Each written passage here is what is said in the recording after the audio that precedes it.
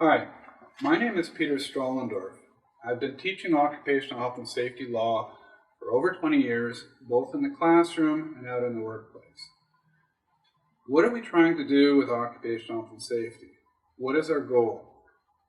What we want to do is have zero losses in the workplace, zero fatalities, zero injuries, zero disease or sickness. How are we going to do this? Well, everyone in the workplace should own health and safety. Everyone should be doing health and safety 100% of the time. Health and safety is not a separate activity from work. It's safe work, safe production. So occupational health and safety law is based on this very simple philosophy of everybody being responsible for health and safety. So there are legal duties for everybody in the workplace, for the employer, the president, the frontline worker, the manager, the supervisor. The idea is that if everyone is doing everything reasonable in their circumstance to avoid harm, then the risk is driven down as low as we can reasonably get it, and we go for longer and longer periods of time without any fatalities, injuries, or sickness. So that's the purpose of these training modules.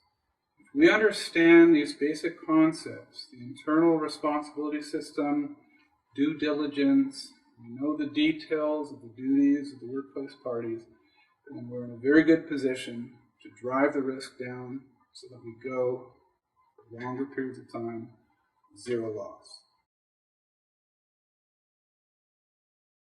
Introduction.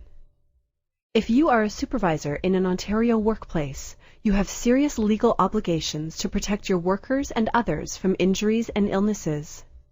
These responsibilities are found primarily in the Occupational Health and Safety Act, OHSA, and its regulations. Why do you need to know about your legal obligations for workplace health and safety? You need to know about your legal obligations so you won't be convicted for breach of your duties and pay a large fine or even go to jail. That's clearly important for you personally. Section 66 of the OHSA sets the penalty for a conviction as a maximum fine of $25,000 for an individual, or a year in jail, or both.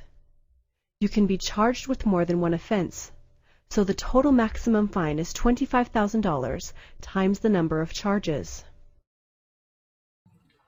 Supervisors are key people in the workplace when it comes to health and safety. Supervisors train workers, they plan the job, they decide who does what, when, where. So a great deal depends on what supervisors do and don't do when it comes to driving down risk in the workplace. That's why there's legal duties in health and safety legislation specifically for supervisors.